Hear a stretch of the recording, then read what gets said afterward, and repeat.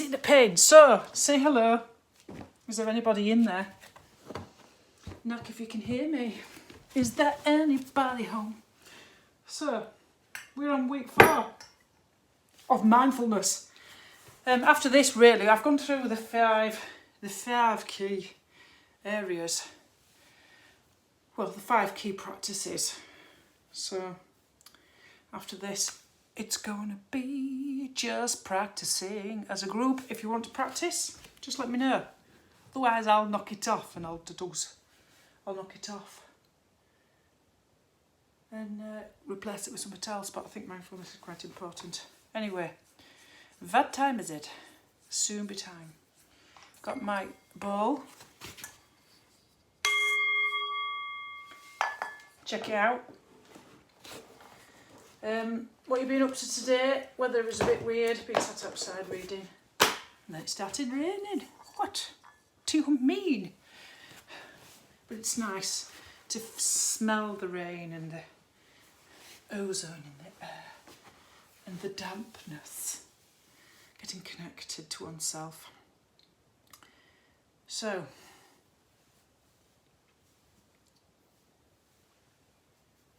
give us a wave. Tell me how you're doing. Give us an emoji, checking in, you know, as if you was doing a little bit of a mindful attention. What is your mind like at this present moment? How does your body feel? It's now 6 p.m. So yeah, let's start. So basically what we're doing today then is mindfulness sort of tips on how to develop a practice that you can stick to, because obviously mindfulness, for it to be effective, you have to do it regularly. Okay, doesn't mean to say that you have to do it for very long, but I will go through obviously how to build up that consistency of practice that's so important. Now, I've done the 5 practices for intention and the type of person that you are, depending as well at different times in your life, what's going on around you. So mindfulness, self-compassion, we're going to do a little bit of one of those today, just to finish off the session. I think would be nice. It's going to start in the traditional sense. We always start from getting ourselves into position, finding our home base, what is our key focus before we settle into opening out into a different form of practice, whether it be on the physical body or whether it be on mindfulness, and then opening it out completely into a being practice and then finishing that off. So we've done 5 different types. We've done the traditional type of practice, we've done the mindfulness self-compassion practice, we've done the one that's for anxious body, anxious mind, the shaking one. Okay, Rinpoche, Mingo Rinpoche's brother does that one. If you can follow him on the Turgar community on YouTube, I don't, I think he's funny. Probably dobbed himself in as well, talking about how to cultivate resilience during these times of lockdown, and then he said he had lunch with his mum, and I'm like going, but I doubt that very much. He probably lives with his mum, so there you go. But he's very good. And obviously, you know, there are different types of practices, and we'll go through them in a little bit more. But obviously the most important thing you need to remember is what are the benefits, and you have to remind yourself every time you do that. Setting an intention for your practice is the most important thing. So when you get yourself into your seat, I will talk about the Buddhist or Tibetan 7-point how to sit. Now, you do that's only if you're doing a traditional seated practice. And you have to remind yourself and set an intention for the practice while you're doing it. I always like to set one that's in terms of my own well-being. So it reduces your inflammation in your body. Now, we all know that any forms of illness is caused by inflammation, which is triggered by stress and cortisol hormone. What we have to do is reduce stress in our life, which is so important. That's what mindfulness does. It slows down brain aging. They've done lots of, scans of Buddhist monks and the effects on the brain and how that can counteract Alzheimer's, dementia. Obviously, the mental well-being. If you have anxiety or low mood, absolutely. That's why I'm here. That's why I do it. you know, because I'm trying to get rid of my inner asshole, but not that's, and also my own mental well-being as well. I do it because I want to be a better person. Because Buddhism, where mindfulness comes from, is not about practicing wanting to be a Buddhist. It's all about wanting to be better for yourself and be a better person. Boost productivity. Yes, we all know that America is using mindfulness in the workplace. Productivity. In schools, obviously, when I do it, it's all about grades and behaviour, because obviously it can improve grades. When I talk about how I can use it to teachers and obviously school leaders, it's all about helping young people to be less reactive emotionally, to respond more wisely instead of reacting from a very emotionally dysregulated state. Obviously, I've talked about the limbic and the reptile brain and how that works. That's your survival brain. And how fundamentally it rewires your brain to be much more calm, and the rational part of the brain, you know, the prefrontal cortex. The irony is really, at the end of the day, the prefrontal cortex is our civilised brain. You know, it's come along with the fact that we don't need to live in a survival mode all the time. But we have dropped back into that survival mode now. People are so much back in that, and that's why we need it more than ever. And I'll come back to that a little bit about, I'm really into the science of the brain and the psychology of it. Obviously calming, keeping you focused. I always like to think of Woody Allen when I think of this whole idea of not being in the neurotic, self-obsessed, sort of like egotistically self-involved, on constantly going on about yourself in the kind of narrative of me, which is basically every single Woody Allen film with a voiceover, isn't it? You know, this, constant sort of like, narrativizing and sort of like paranoid and neurotic and am I doing this right and what have you. We are called Homo sapiens sapiens, one who thinks and knows that they think, which means that thinking, the monkey minds jumping from tree to tree, this obsessiveness about, the past, oh my God, I did that wrong, the future, I'm immobilised by fear, I'm anxious, I don't want to go forward. You know, we're constantly, all the time, our minds are constantly planning and listing and rehearsing and having arguments with people. And why didn't I say this when I was talking to this person? And why can't I have said that, at the time? And fantasising about alternative sort of daydream better realities and going over mistakes and in the past and catastrophising about the future. The thing is, just don't feed the monkey. Stop giving it bananas. Give the monkey a banana that's the meditation banana. So, your mind is bonkers. It controls and deceives us with all sorts of talk and talks us out of stuff. It's crazy, isn't it? So mindfulness obviously comes from Buddhist principles. Like I said before, it's not something you believe in. It's a philosophy. Buddhism is about giving you tools to deal with, sorry to say this, the impermanence of existence and suffering. The fact that because we are Homo sapiens sapiens, and we are aware that we're thinking about thinking, which we practice anyway when we're noticing where our mind sort of goes off on a tangent, is that we're very aware of our own mortality, and that's what Buddhism helps you to understand. This whole idea of grasping onto, resisting, the whole idea that, and also suffering. The more you hold on to suffering, the more you suffer. The story of the Buddhist story of the two arrows. The first arrow is the pain you feel, and then the second is the reaction to it. Okay, this is the suffering, and also this awareness of our existence. They call it devesha, don't they? In yoga, this whole idea of aversion. Aversion comes from your fight or flight response, which is fear, and deep down they say in in yogic philosophy that it ultimately comes from our fear of our mortality. Oh, deep and meaningful. Do we need to talk about that now? But that's fundamentally it. So I like to think about whenever we're engaging with difficult emotions, like thinking, aversion, things like that, when we practice mindfulness, I was watching Mingo Rinpoche this morning, making me laugh, of course, because he's lovely. And he said it's really important that when we're practicing mindfulness, we are watching the river. We are not in the river or the river. We are observing. We're seeing what is going on with the river. We're noticing, but we're not getting caught up with narrativizing and commenting on the river. Whoa, complex. But I've explained it before in the previous videos, so go back to those. I showed you how to meditate. Now we're just showing you how to keep up a regular practice. Now, we all have these Buddhist stereotypes, don't we? Oh, meditation's this.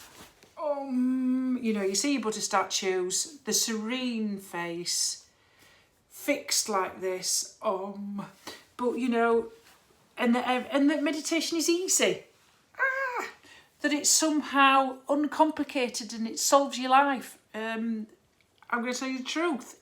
It's not easy, and it doesn't solve your life completely. Okay, it just makes me 10% less of an idiot to put up with.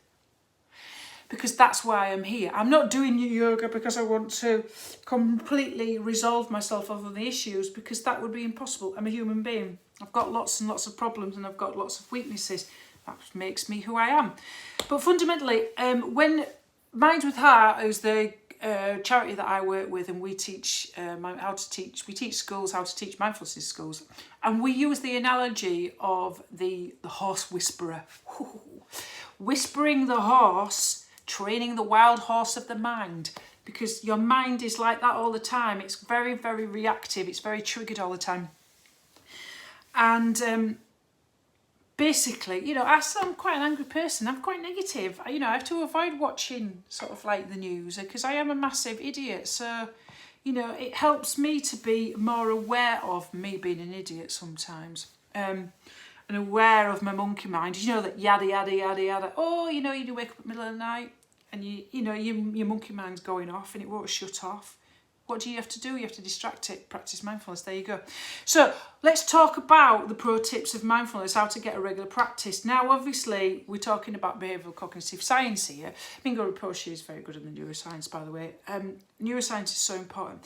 Always remember that mindfulness is all about, just always remember, it's 1, if you're doing a traditional practice, find your posture. 2, set your intention. Why are you doing it? Remind yourself why you're doing it. The positives. 3, get your attention. What is your focus? And 4, notice. So it's 4 things.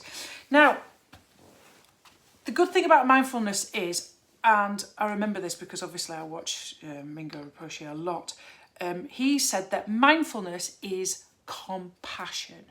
This is the most important thing. Mindfulness is permission to be yourself. To just be. That's a beautiful intention and positivity in itself, and it's something you should always remember. Now, obviously, when it comes to mindfulness, from the Buddhist tradition, it's all about destroying your attachment to your own suffering and nourishing yourself in terms of your well-being. Okay, which is really, really important.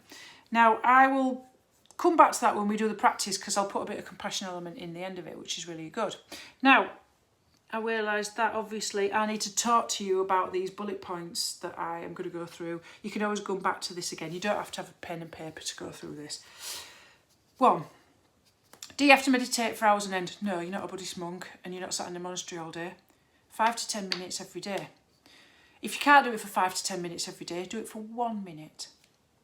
How good is that? It's about 10 breaths in yoga.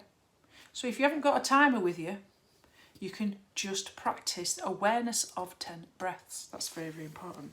But the most important thing is you try to be consistent. I always talk about the Kaizen concept of self-improvement. 1 minute a day, same time, same place. Whoa, hey. Because 1 minute can become 2 minutes. It's like, right, I'll be really honest with you, sometimes when I'm really, really, really stuck in a rut, and sometimes I just think, I can't be bothered to do yoga today. And yes, I do yoga every day, and yes, I practice mindfulness every day. But it doesn't mean to say that I'm not motivated. I really can. My monkey talks me out of it. What do? I lay on my mat Because when I'm already there, I say to myself, well, I'm already here, I might as well get on with the yoga then. Or I sit on my meditation cushion and go, well, I'm already on my meditation cushion, I might as well do my mindfulness. So that's one way of tricking yourself. It does work. Or sometimes I just lay on my mat and practice Shavasana, which means I'm not practicing mindfulness, I'm not yoga, but I am practicing mindfulness, which is lovely. Particularly when I'm really, really exhausted and my shoulders are killing me. And I probably have pushed myself a little bit too far and I'm noticing my body and I'm practicing mindful awareness in my body, and that's good. Number 2, use a timer on your phone, on a clock. Use a timer. Because normally when we do it, I got that, don't I? If you're into transcendental meditation, this is the way they do it. This is bullet point number 3. You can do a mantra. I am breathing in. I am breathing out. I'm breathing in. I am breathing out. It's just an awareness. Basically, that's it. That helps you to probably keep focused and stop you from being distracted. Don't worry about being distracted. Being aware that you're being distracted, you practice mindfulness. Find your home base. All right, so you get your position, you set your intention. Where's your home base before you move out into whatever practice you want to do? Your home base might not be your breath. Now, it can be sound. Ambient sounds good, like radiators, birds, garden. It can be feeling the feet on the floor, your hands on your lap. Very good tip this. If you're one of these very, very energetic mind people, right, and you find, oh my God, focusing is so hard, breathe in and then feel your hands on your thighs or your feet on the floor or your hips on the mat, on your bolster, and exhale and do the same again. So give yourself something more to do. Be aware of physical sensation after you've breathed in and after you've breathed out. Your home base is your anchor, where you start from when you start your practice. So seating, intention, home base, okay? Not to be confused with a DIY store, but if you visualise it, maybe that might remind you. That's your anchor. You're not trying to control it, you're just being aware of it. You're not forcing yourself. You've got to remember that this isn't a marathon. You're not forcing yourself to do anything. The moment you push yourself, you are resisting, and and then you've lost, haven't you? So just ease back and just say, whoa, it's the moment. The moment I suddenly decide to open out into a just be practice and I lose, and I take myself away from my anchor and my focus, that's when I usually find that I'm more relaxed and I get the best out of my practice. The more you notice you're distracted by your own thoughts and by other things, the more you're practicing mindfulness. One trick I was taught by my gorgeous mindfulness teacher is sometimes the Buddhists use the full stop method. They say the word in their head, thinking, and then they go back to home base. Always when you a good way to keep going back to your practice is notice that you're thinking, say the word thinking, and then come back to your home base, and then when you feel settled, then move out to whatever you're focusing on. It might be a bird, it might be your body, it might be whatever.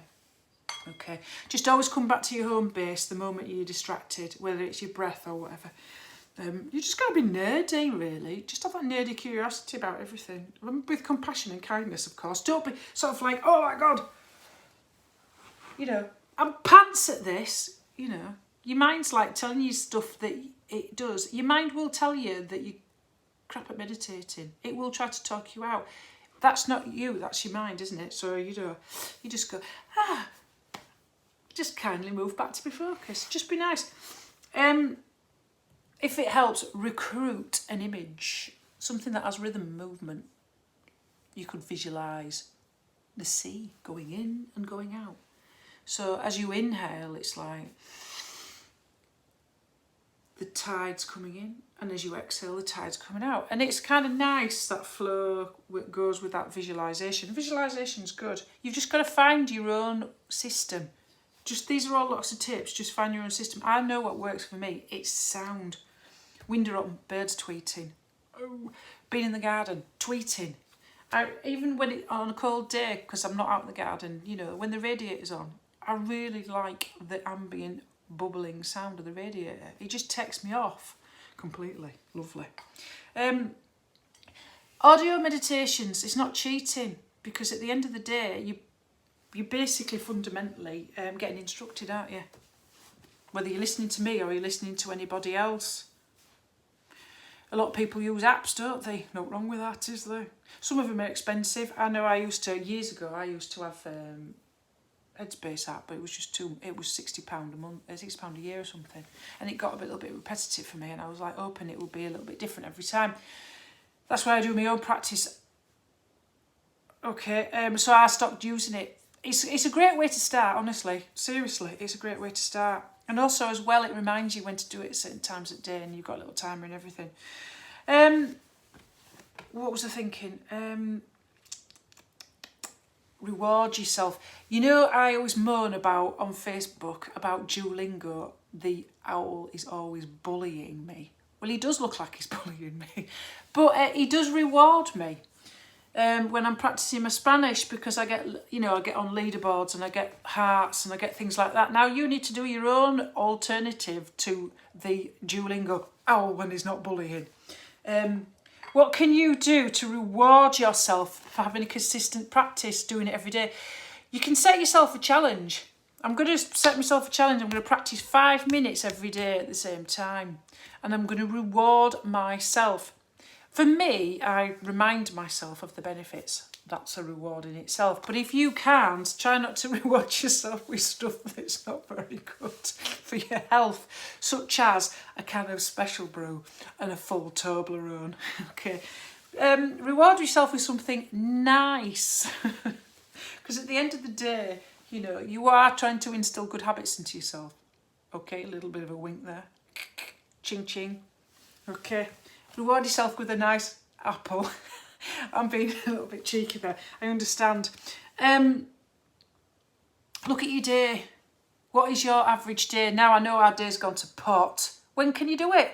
Oh, I mean, I knew exactly what was going on every day. I've got a very strict routine. I must admit I am so OCD. When I was at work, I'd get up at same time every day. I'd be at work at the same time every day, and I'd leave work at the same time every day, and I'd go teach yoga classes same time every day. So I knew when I was fitting it in. Now, you just need to say to yourself, when's the best time for me? Now, parents. Ooh. Now, when you've got lots and lots of kids, this is absolutely true, this. The only time, it's so true, the only time you can ever get 1 minute to yourself is when you sat on the toilet or you've got the bathroom door locked. Well, there's nothing wrong with doing it in there neither. Once you've had, you've relieved yourself and you just sat on the loo, just close the lid and just have your 1 minute. And when you get when you've locked the kids under the cupboard under the stairs with a packet of biscuits, only joking, when you're in the bath and they're all banging on the door, just do it then. I think the thing is just to make sure that you know when you can best practice it, and you can do it with other people, it's nice. If you've got a cat or a dog, I know somebody who curls up with a cat and does it. She does it first thing in the morning when she's got a cup of tea. There might be a time where you want to do it first thing in the morning or just before you go to bed. You know that you're going to get that time and you're going to be able to do it. You just got to look at your day. When's the best time to do it? It's like saying, how can you not do it for 1 minute? Because let's face it, how long does it take you to brush your teeth? In fact, you can do it while you're brushing your teeth. Okay, so you must always remember, when am I doing it? I always think to yourself, right, after I've walked the dog, my imaginary dog, or after I've done this, I'm going to practice 1 minute of mindfulness and then give myself my reward. Now, so it might be, it's like I'm going to make sure I'm going to do it before I have my avocados on toast. That is my reward. Healthy, eh? Guess what? Just after I've woken up. When I'm not being irritated by him indoors, because I know he's definitely downstairs putting the kettle on and making the brew. Woohoo! So there you go, doing it in between, by the time it's up, it's done, the tea's out, and I'm rewarded, yes. Give yourself permission to fail. Now, when you're on a diet, this is so true, this. When you're on a diet and you have a day where you've had that full packet of fig rolls or bourbon biscuits and you just think, well, that's it then, end of diet, I'm not even going to bother. You chuck the baby out with the bathwater and your monkey mind telling you stuff in your head that you're crap at meditating. Oh, you can't do it. Let's be honest, right? Our brains are optimised for doing two things only, right? Sorry to say this, survival and reproduction. So why would it want to do meditation? That's a prefrontal cortex rational and planning thing that you have to do. You know, this is your civilized mind. When you're in survival mode, the whole point of thinking about doing meditation is not going to happen, is it? But I always say start again. Say to yourself, right, I can't do 10 minutes today, what I planned. I'm going to do 1 minute of 10 mindful breaths. So then you don't feel so bad about yourself. It's like when I'm doing Duolingo, I'm supposed to do 20 minutes. But if I only fit in just a couple of minutes, sometimes when I'm really up against it, I don't feel so bad. And then every time I look at my phone, the Duolingo owl is not bullying me because he looks like he does. He literally looks like Jack Nicholson coming through the door in The Shining. It's like, here's Johnny, you haven't done your Duolingo. Ooh, I've got my axe. So give yourself permission because your brain is wired to self-sabotage itself. I found out the other day what sabotage meant. It was basically, sabo is a clog. They used to chuck it in mills to sabotage mills when they didn't get paid by the owners of the means production. So you're wired to self-sabotage yourself because your brain's only wired for survival and reproduction. Well, hey, the two most important things, that's what we would have done when we was in the cave. Now we're living in a civilised society. We do plan things. Say you're going to give yourself 1 minute and then you don't think you're a failure. There you go then. And you don't have to say to yourself, oh my God, I didn't do it first thing this morning when I planned to do it with my cup of tea. You just see if you can squeeze it in somewhere. Free roam. That's important. Another thing. Yes, doing it with other people is very motivating. This is the psychology of this.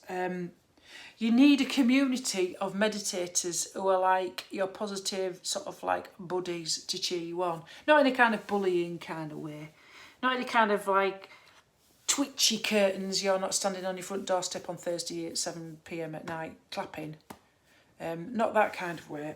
A community of meditators who a positive and motivational peer group.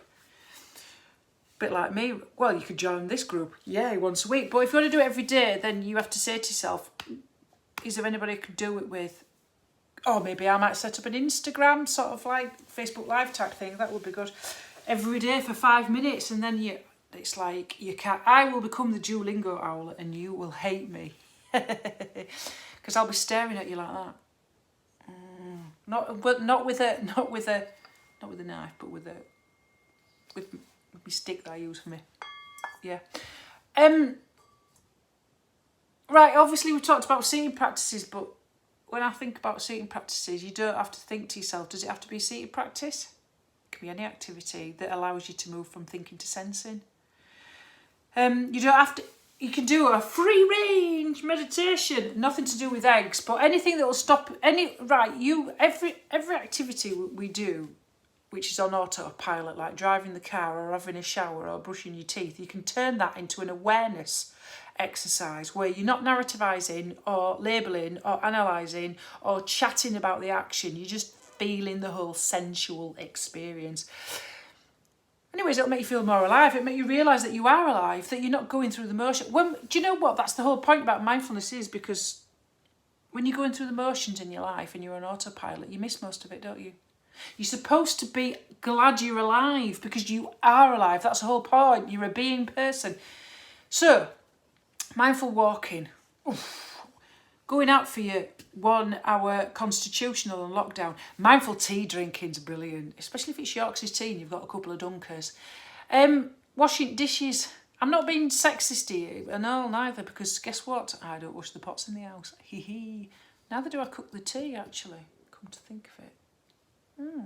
It's actually him indoors, dearest partner of greatness. Brushing your teeth, we do that on autopilot. Having a shower, we do it on autopilot.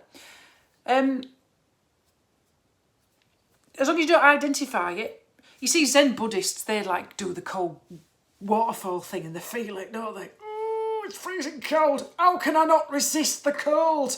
practicing non-resistant with a cold. It's like the Wim Hof guy who's completely bonkers, who freezes himself. Just go into the shower and just feel all the sensations in the morning, from your head to your feet, and the warmth and the opening of your pores and just the flow. Anything where you're not daydreaming and zoning out, because that's what mindfulness isn't. Mindfulness is the opposite of being mindless, zoning out and daydreaming and being completely on autopilot in your life. It basically means you can be mindful all day if you're just aware of what you're doing. Way! That's brilliant.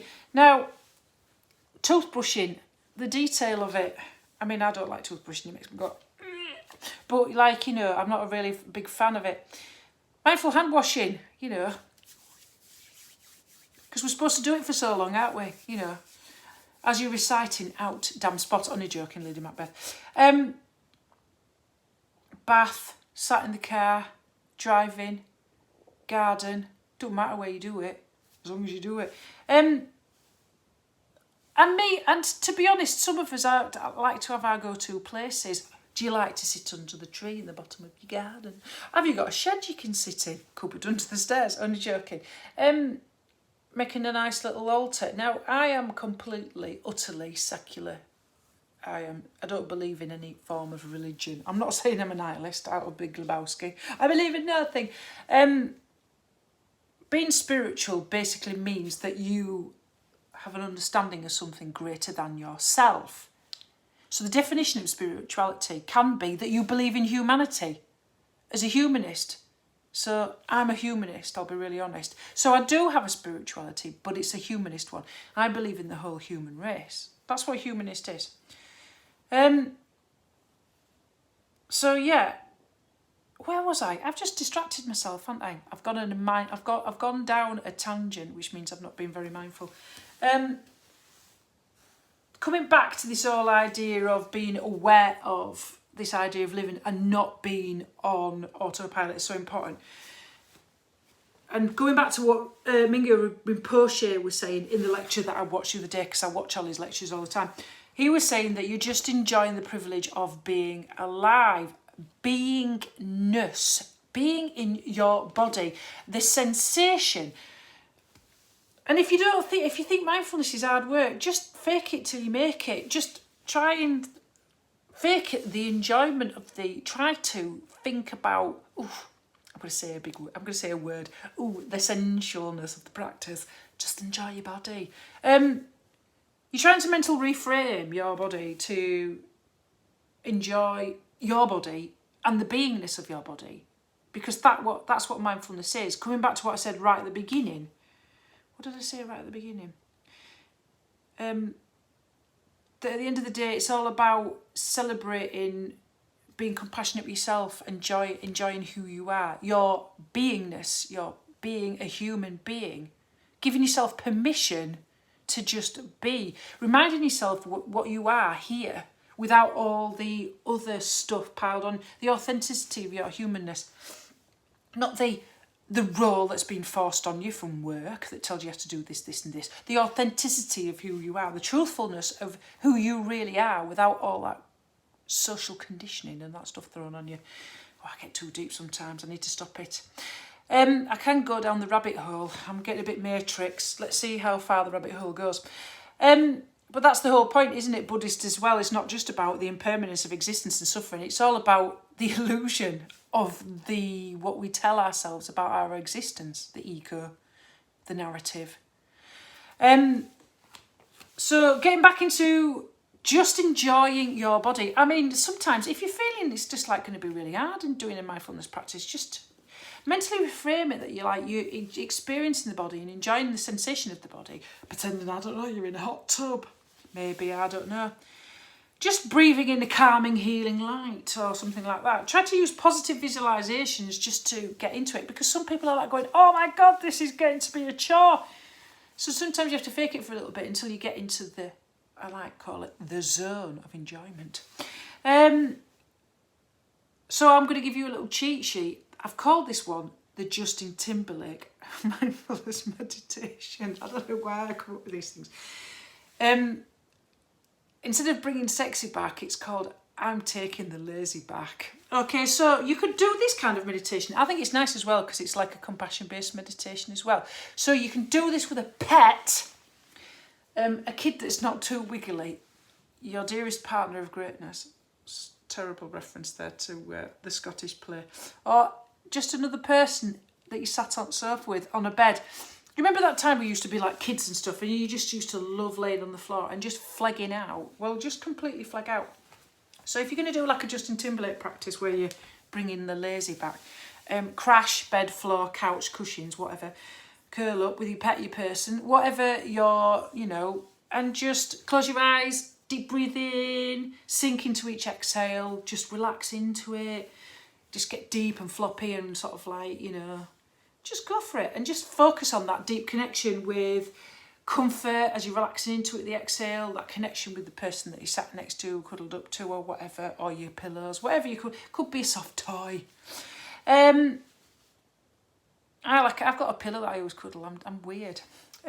Just feel that comfort and the pose and just the relaxation and focus on the sensation, the touch and the contact and the breath and the person, the warmth that you're cuddling up to your pet. Just rest and drift. That's sort of what my friend does. She does it with her cat in bed, basically. So yeah, you can bring I'm taking the lazy back, sexy back. That's the Justin Timberlake way of doing it. Now, I've said before, if you're a busy person, you can do the 10 breath meditation. Oh, I keep rubbing my eyes. Put sun cream on today because I was getting hot in the garden. It was like, I'm a day walker, I'm ginger, I can't do it. In fact, it's at 50. 10 breaths. So, busy person, can't do 5-10 minutes every day. You can only do 10 breaths as equivalent to 1 minute, because I know it is, because like whenever I'm practising yoga, it's like the equivalent of 1 minute holding a pose. Why would you want to hold a pose for 1 minute? I find it too much, actually. I like a flow. Bed, bath, car, garden, wherever, sat underneath your tree. Oh, like Buddha do, sat underneath your body tree. You make your exhales nice and soft and long. You count, you're curious with your breath, you're focusing on the sensation. If you're distracted, you come back to you begin your counting again. And when you're finished, you just notice the difference between how you felt before you did the practice and how you felt afterwards. Notice your surroundings, notice the ground. It's nice. It's sort of like stepping back from situations. You can do it at any point. When like everybody's like really doing you ready. Just use your 10. Just do your BBB.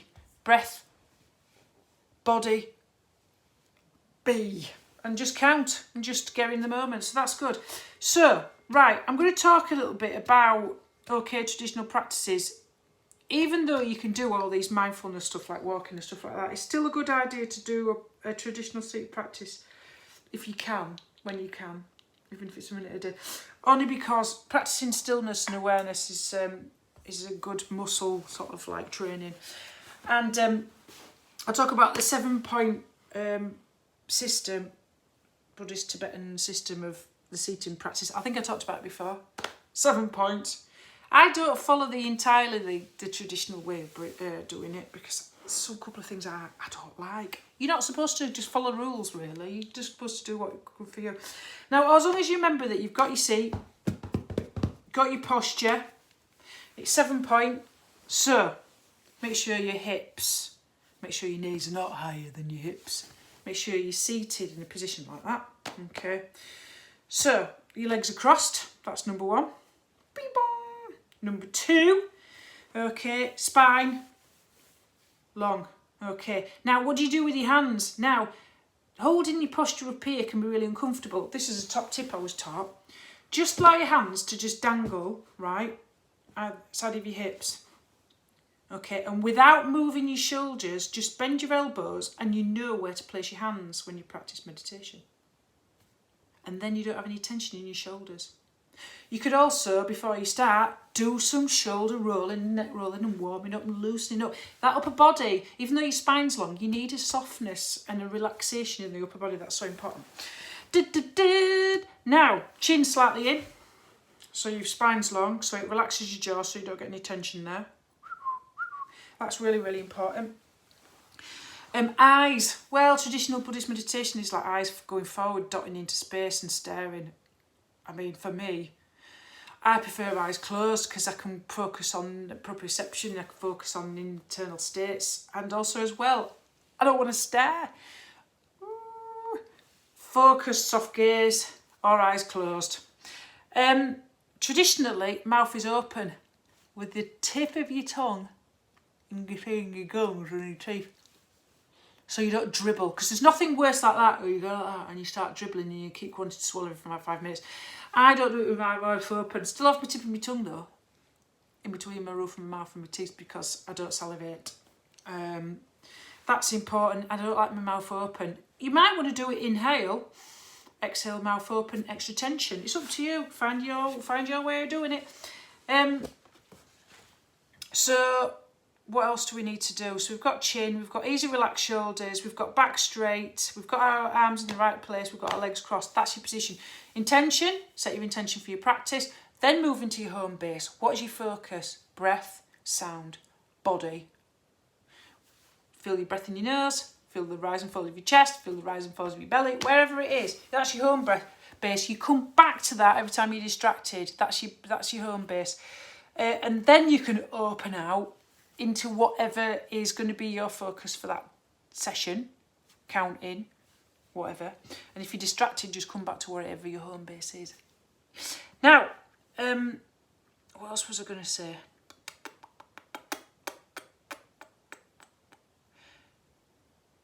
In fact, yeah, that's called it Ivaro. Is it Ivarochana? Avarochana? Whatever it is, the 7-point Buddhist seated practice. I'm not a Buddhist, but there you go. Even though I read it. I'm just interested in Buddhism a lot, really. I am. Right, so we are going to do a practice for the last 10 minutes because I've gone through everything from the top tips to build up a consistent practice. Now, you can use an app. Now, Mind with Heart, who I work with, we are on the Insight Timer and we have our own page on the Insight Timer. It's free and all our meditations are on there. I think they've asked me to do one and I'm just plucking up the courage to do my own. When you just think, I'm so used to doing yoga and I've only just started teaching mindfulness in this kind of format that I just need to get my confidence pretty good. Only because, I don't know, I'm just self-conscious because my mindfulness teacher, because that's the reason why I am very lucky. When I talked about I've been accountable by meditating in a group of people, they say latch on to a teacher. Find a meditation teacher to befriend. Now I have one and she's called Fiona and she's Irish and she's crazy. It's like, go on, Father Ted, go on. She's hilarious. But I love her to bits and I practice with her all the time. So I did an amazing practice with her on Friday. We do it every day. Monday, Tuesday, Wednesday, Thursday, Friday. Except for weekends. And it was quite emotional. It was great because she actually did a practice for me and wrote it for me. Because she knew that I needed it more than anything else because she knows what I need. Because she's so intuitive. That's what mindfulness does. It makes you more intuitive. It makes you follow your gut, your truth radar, right there in your second brain, your gut. You know what doesn't feel right and what feels wrong because it tells you, doesn't it? Like when you walk into a room and you know this feels odd and this person's not right.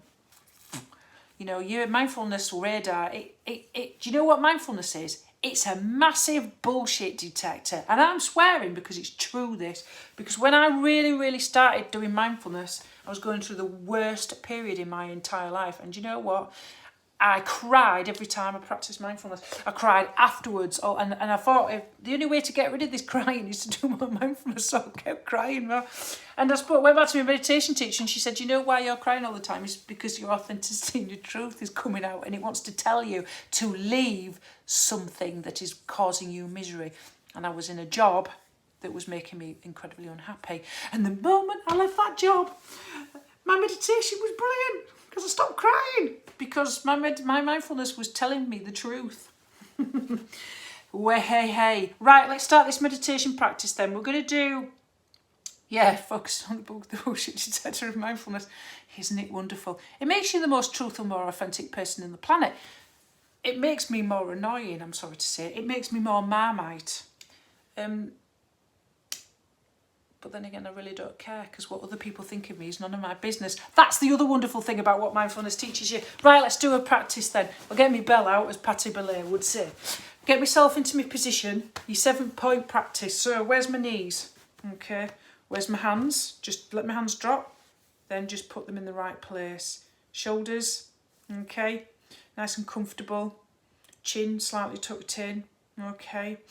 Spine long, lovely. So let's make a start and I'll guide you through this practice. So what we're doing today is we're just taking you through the main stages, but I'm adding compassion-based into this because do you know why we need it? And do you know why I'm doing this?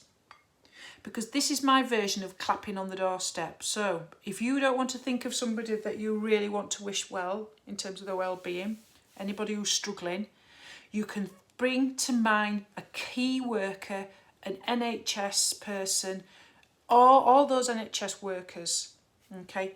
You don't have to do a public sense of virtue signaling sometimes. You want maybe just to do your own private sense of compassion for other people to appreciate for what they've done. Okay, let's make a start then. I'm going to ring the bell just to signify the beginning of the practice. So remember your 7-point posture.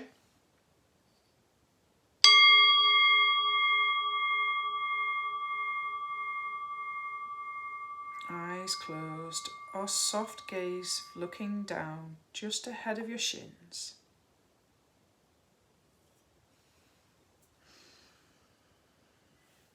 And just take in 3 deep, slow breaths. And with the first exhale, imagining that you're breathing out discomfort. With the second exhale, imagine that you're breathing out emotional distress, fear, or worry. With your third exhale, imagine that you are connecting to your Buddha nature, your true Buddha nature of open-hearted, pure love.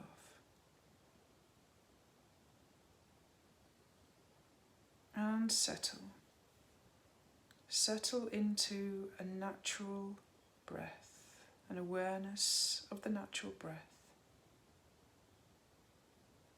Just notice the breath coming in and out. Feel the breath in the body. Just observe without analysing, intellectualising. Moving to sensing and feeling.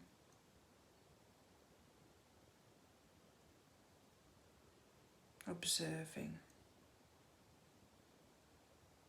The breath is a river or a waterfall in front of you. You are not the waterfall or the river. And feel a gentle rocking motion of the breath, like movement of the sea, river, and ocean.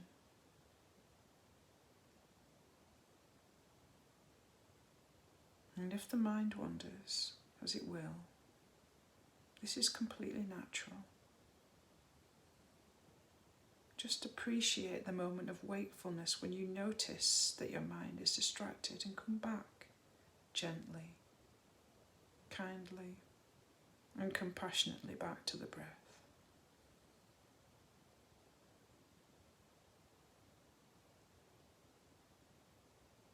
And let the body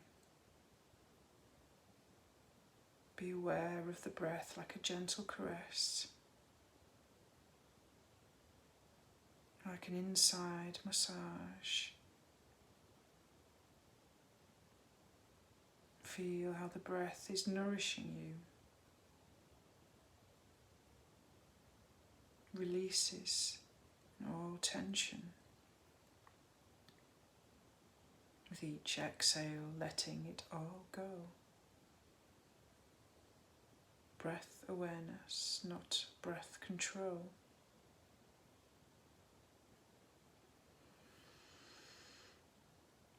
And notice again any time you're distracted and keep coming back. Giving yourself back to the breath.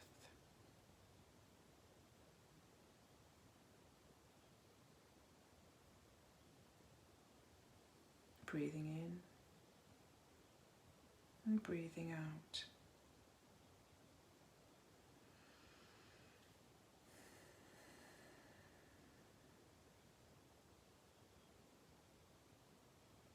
And let that attention focus away now from your home base. And check in with yourself like a good friend would do. As if to say, how are you emotionally today? And if it helps at this particular moment, you could offer yourself some form of soothing touch. It can be a physical hug, placing the arms around each other,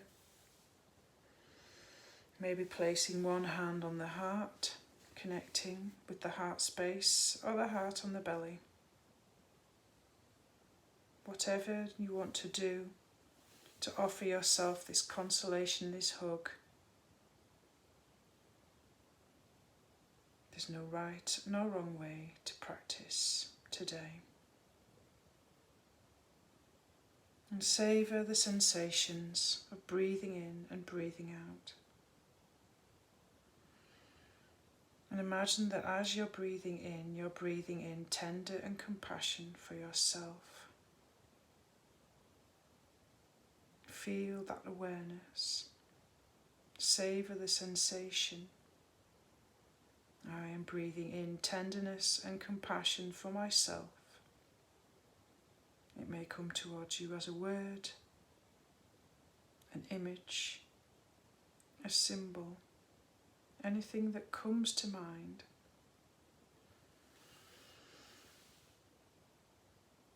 It can be warmth, a vision of a tender touch, a sensation of a hug, what it feels like to offer oneself compassionate,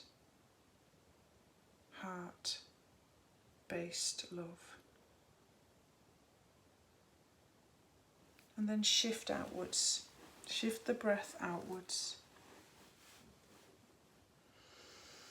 And change that source to somebody else as you breathe in compassion. Exhale for somebody else that you feel needs it right now. It can be anyone. It can be a person, a pet. Anybody who brings to mind who's struggling, who could deal with compassion more now in their lives. And see clearly this person directly in your mind's eye.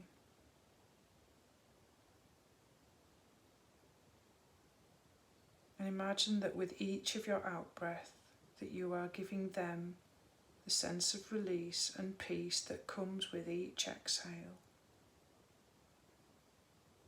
And if your mind wanders, simply come back to that image of compassion that you're offering on each exhale to that person. And continue. One for me, breathing in compassion. One for you, breathing out compassion. Breathing in compassion for me. Breathing out compassion for you. And just spend a few moments following this inhale and exhale compassion-based practice in your own time.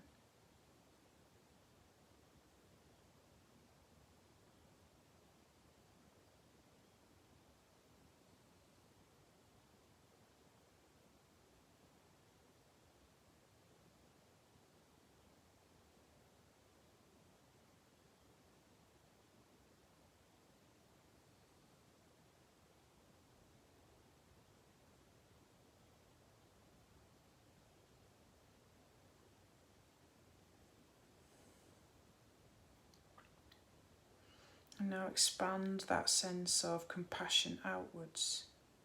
Can you move it outwards to more than one person? A group of people. One for me on the in-breath. One for them on the out-breath.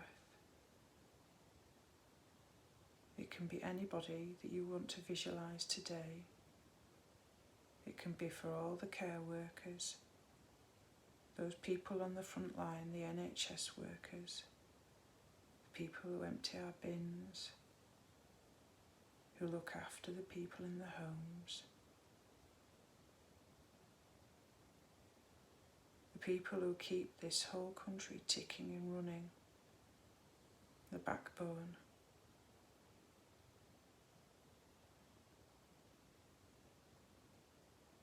Of this country, one for me on the inhale and one for them on the exhale.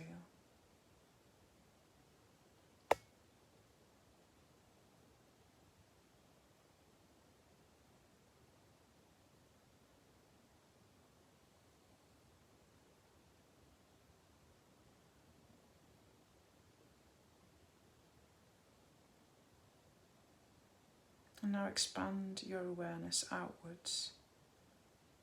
Compassion for me on the inhale, and on the exhale, allow it to expand outwards beyond this country into the whole world. One for me, compassion, inhale, and on the exhale, one for them, the whole world.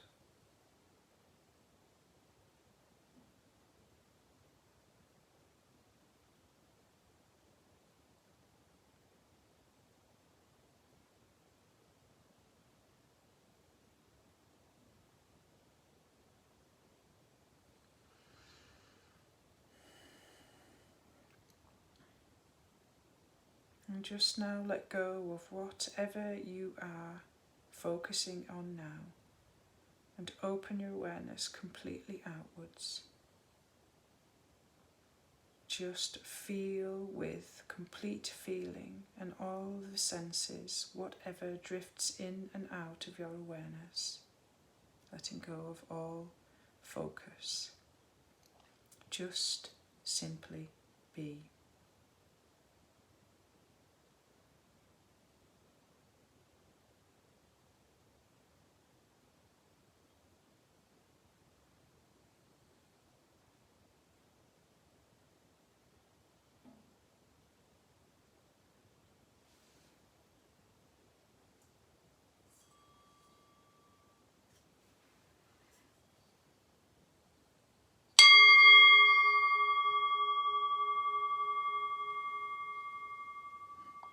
Okay, right, so compassion-based practice. I hope we've come back together.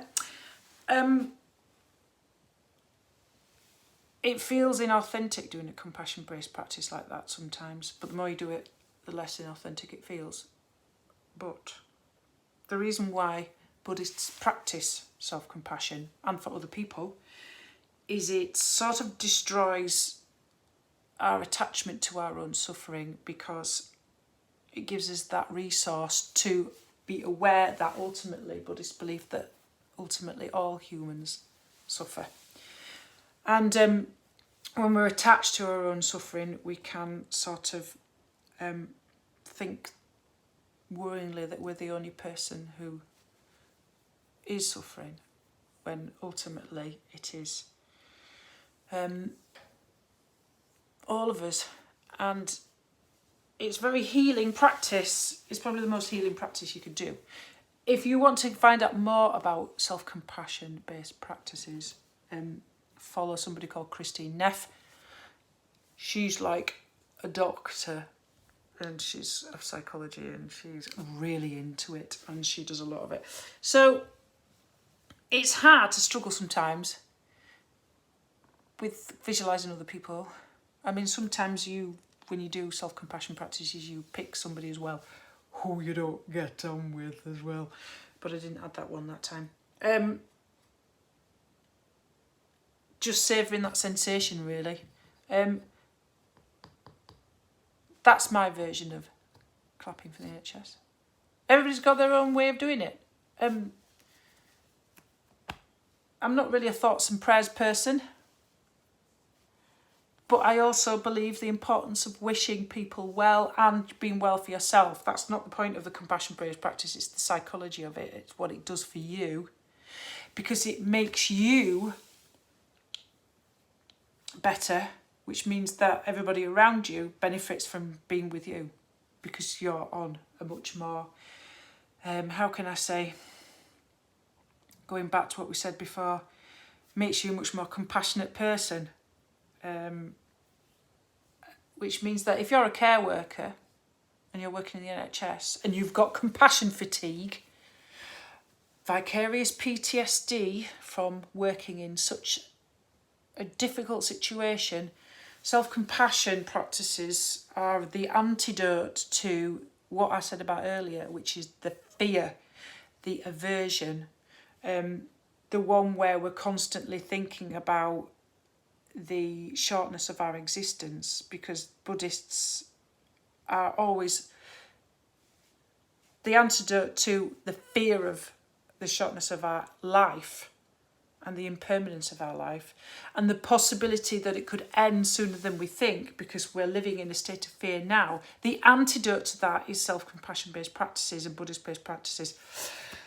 I should have said that before we did the actual practice, but there you go. Right, so I finished for today. So give me a thumbs up, give me a like, and can you please tell me what would you like to do next? Because we've done all of the introduction to mindfulness. You can do, if you want to do an 8-week mindfulness training, do it, okay? It's 8 weeks. I've just done a quickie. I've just done like, you know when you get those dummies guide to mindfulness, a dummy guide to mindfulness, what do they call them? Yeah, dummies guides to whatever, you know, like you got a dummy guide. It's like that. It's like an idiot's guide to mindfulness that you've done really quick and full. I don't know if it was that brilliant, but really, you know, it's just me, and that's how I see the world in my way I do mindfulness. But let me know how you want to carry on with this. Would you like to still be doing this? So I think 1 hour is too long to practice mindfulness. Personally, I'll be really honest. It's got to be short. It's got to be sweet. Would you prefer to do quickies? Not being rude there. Or would you like to carry on with just a half an hour on a Sunday just to check in with each other and turn it into Zoom so we can like talk and meditate at the same time? It's quite nice to do that. I check in with my meditation group. We have a little bit of a chat. We have a bit of a laugh. We have a bit. It's like Paul Caff. We have a bit of a chat. We have a bit of a laugh. We do a bit of mindfulness. I love life. And there you go. So that's what we do. So, right, I think Tom was the only person who watched today. So that don't bother me at all because it's all worth it because I'm connecting with beautiful people. Right, I'm off because winner, chicken dinner. I think it's Fanjitas tonight. Take care. Hope you've enjoyed it.